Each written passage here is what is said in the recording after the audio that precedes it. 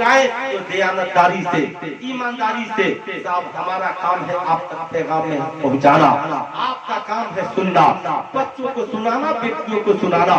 المختصر یہ حضرت سغرا مدینے میں رہ گئی۔ آقا حسین نے وعدہ کیا 1 مہینہ بعد علی اکبر کو بھیج دوں گا، بلوا لوں گا۔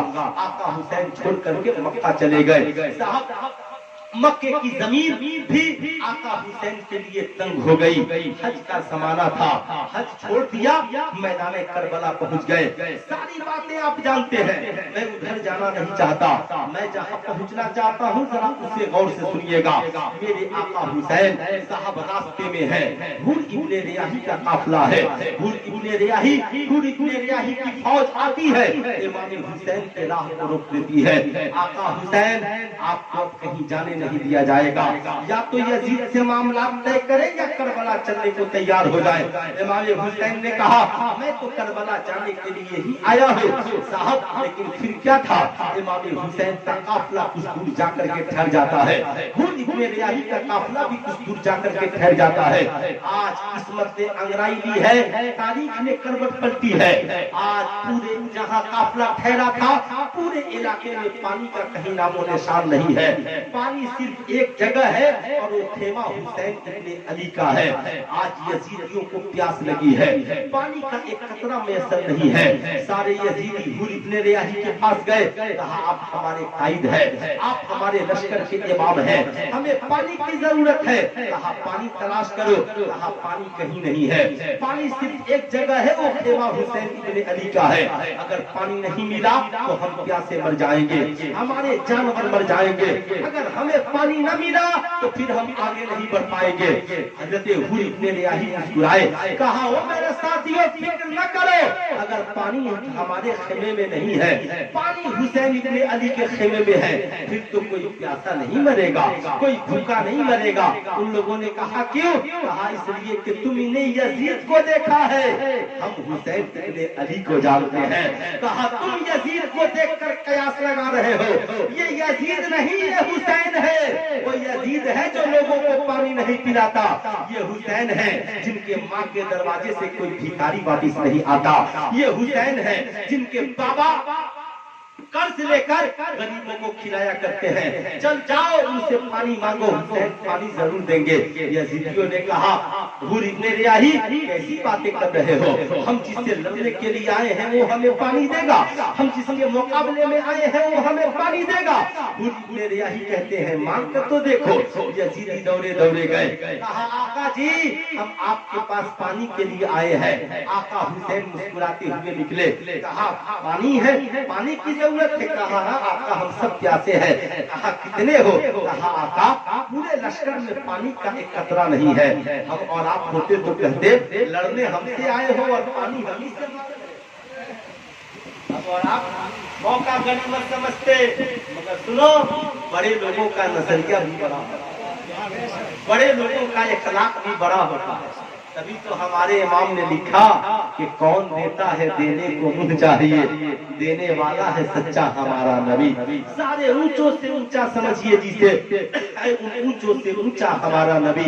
اللہ اللہ پھر کیا تھا؟ آقا حسین نے کہا ایک کام کرو، 2-4 پانی پیو گے، جاؤ جتنے یزیدی ہیں سب کو بلا کر سنو، جانوروں کو بھی لے کر آنا، سنو برتن بھی لے کر آنا، اس لیے کہ آگے کی راہ آسان نہیں ہے، اسی راستے پہ مجھے بھی چلنا ہے، تجھے بھی چلنا ہے۔ ایمانداری سے بتائیے گا ہم اور آپ ہوتے تو کیا کرتے؟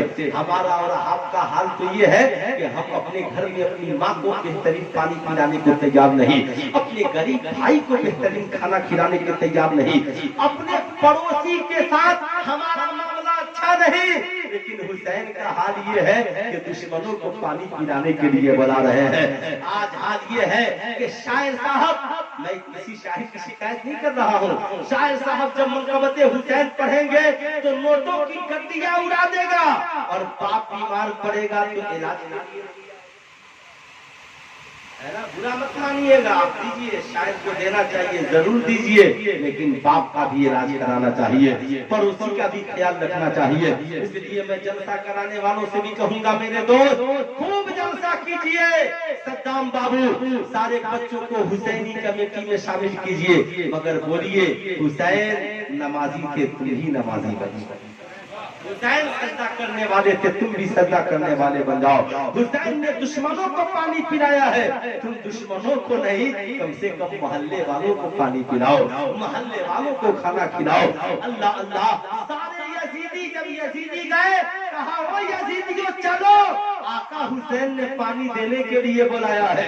सारे यजीदी दंग रह गए, और मैं वहां पहुंच गया, मेरे करीब से कतरा किसी ने मांगा, दरिया बहा दिए हैं, दुर्वे बहा दिए हैं, दरिया बहा दिए हैं, दुर्वे बहा दिए हैं। आका हुसैन मशकीजा लेकर निकले, पानी भरते जा रहे हैं, यजीदी पानी भी पी रहे हैं, जानवर को भी पिला रहे हैं, बर्तनों में भी भर रहे हैं। आका हुसैन पूछते हैं, बताओ कोई प्यासा तो नहीं रह गया, बताओ कोई जानवर प्यासा तो नहीं रह गया, बताओ तुम्हारे बर्तन तो खाली नहीं रह गए। मानने वाले भी देख रहे थे, वो तारीख को भी जान रहे थे। कहा आका आप इन्हें पानी पिला रहे हैं, ये करबला में आपके ऊपर पानी बंद कर देंगे, आपके बच्चों के ऊपर पानी बंद कर देंगे, आपके घर वालों के ऊपर पानी बंद कर देंगे।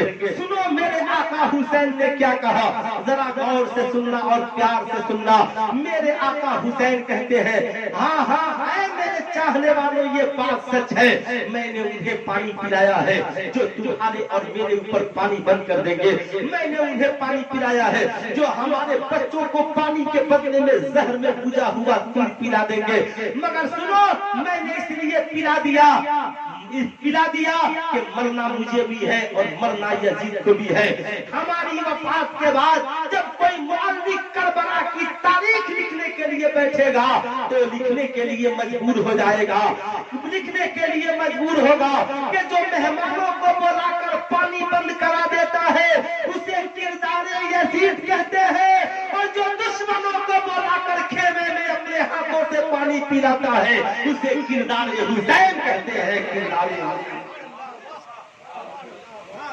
हुसैन कहते हैं।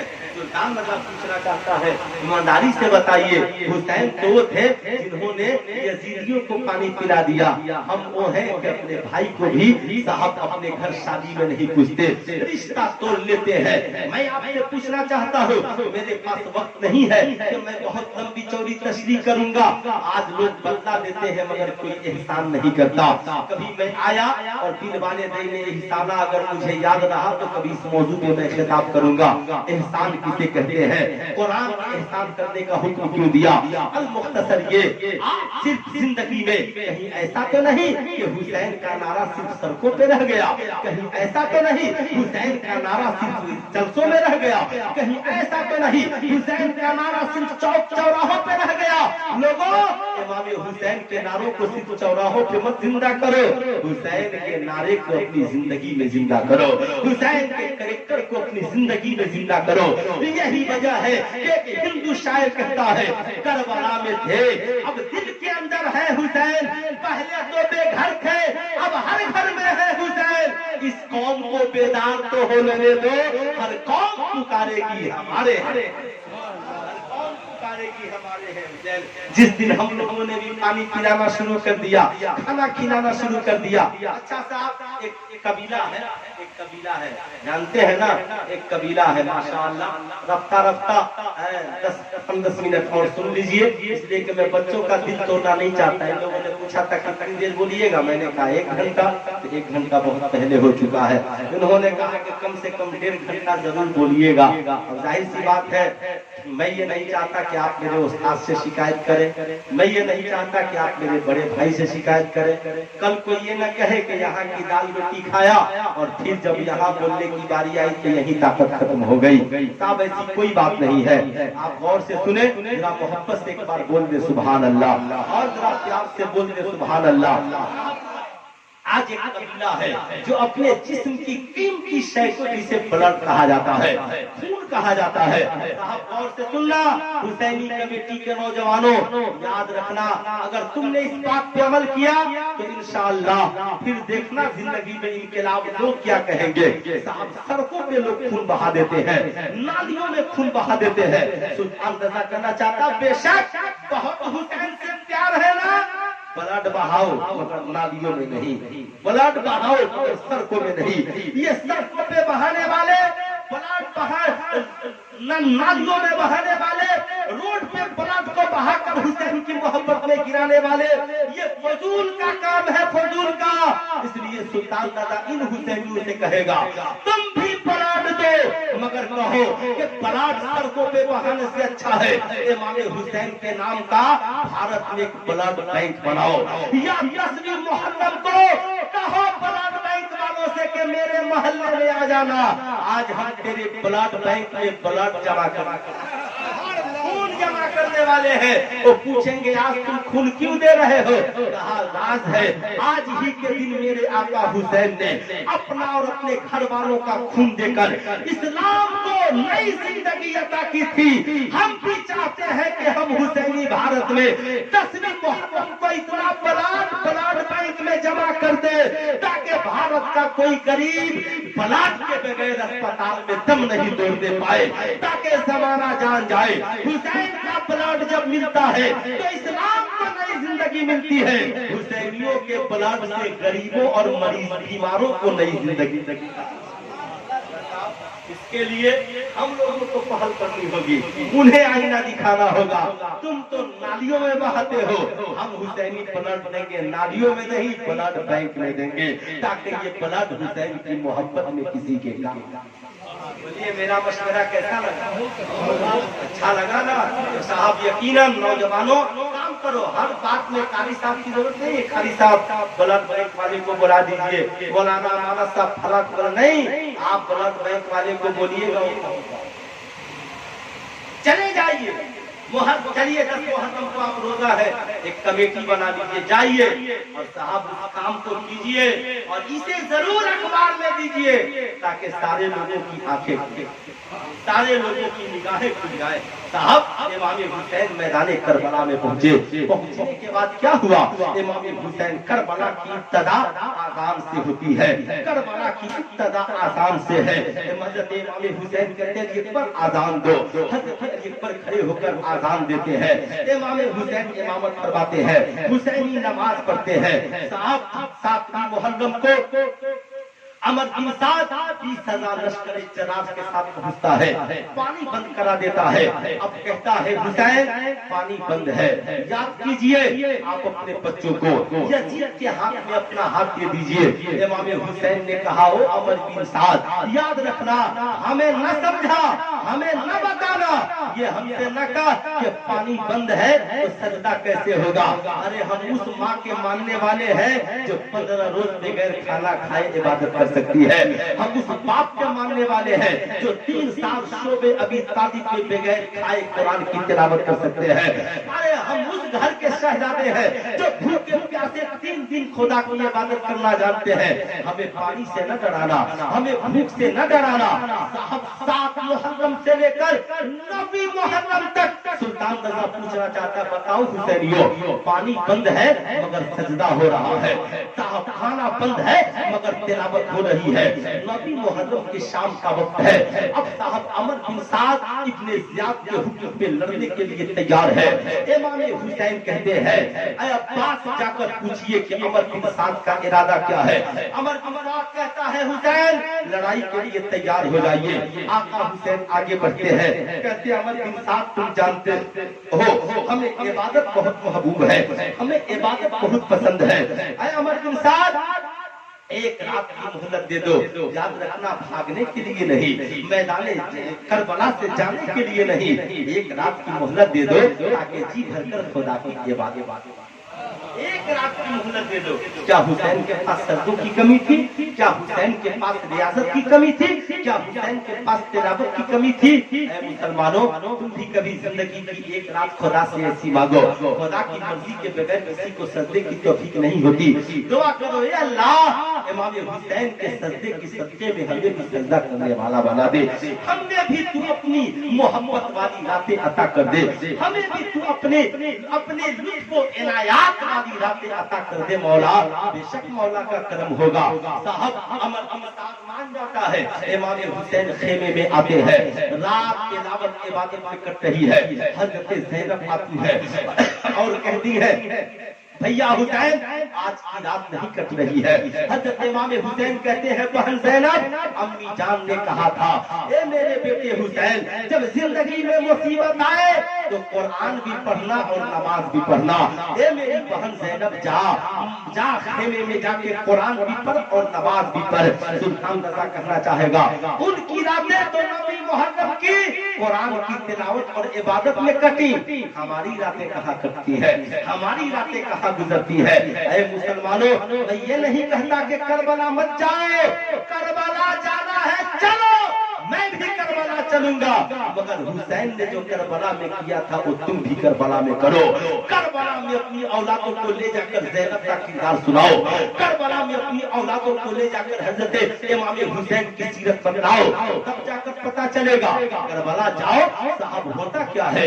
10वीं मुहर्रम की शुभ नमूदार है। एक एक करके आशिकाने मुस्तफा जामे शहादत नोश कर रहे हैं। साहब ऐन लड़ाई में जोहर का वक्त आ जाता है। साहब याद रखिएगा, ऐन लड़ाई में जोहर का वक्त आता है। हजरत इमाम हुसैन कहते हैं, यजीदियों ठहर जाओ, नमाज पढ़ लेने दो।